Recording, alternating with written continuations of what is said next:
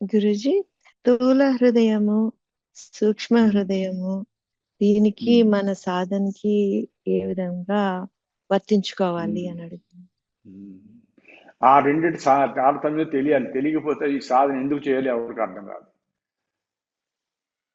హృత్ అయం హృదయం, అయం హృత్ అంటే ఇది నా హృదయము అంటే అది దానికి అందుకు ఆ పేరు వచ్చింది.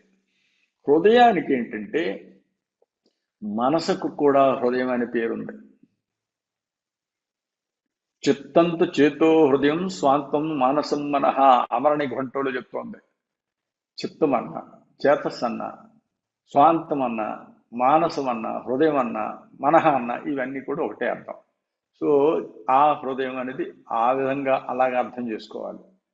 ఏంటంటే ఎక్కడ మన మనసు పుడుతుందో అదే హృదయం.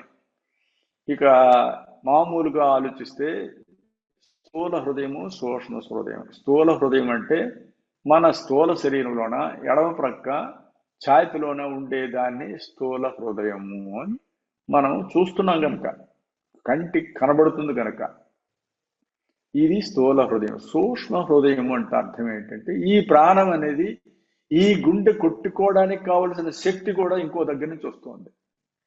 గుండె కొట్టుకోవడానికి కూడా కావలసిన శక్తి ఇంకో దగ్గర నుంచి వస్తుంది. అది ఎక్కడది?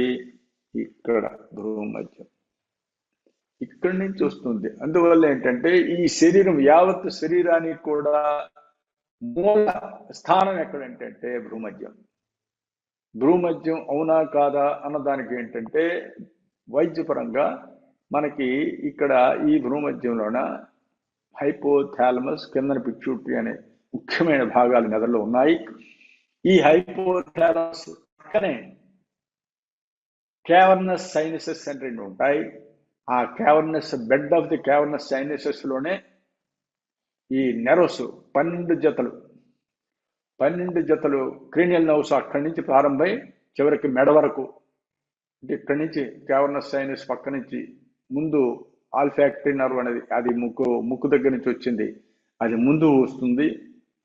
తర్వాత సైడ్ ని ఇవన్నీ వస్తాయి, 2, 3, 4, 5, 6, 7 ఇవన్నీ కూడా నెర్వ్స్ వస్తుంటాయి. తర్వాత కిందకు వస్తున్న కొద్దీ మన గొంతులోంచి 4 వరకు కూడా ఈ 12 జతలు నాళ్ళు వస్తాయి. అంటే మనకి ఎక్కడ పుడుతుంది? శరీర నిర్మాణం, మెదడు నిర్మాణంగా అవన్నీ కూడా భూమధ్యం నుంచే ప్రారంభం అవుతాయి.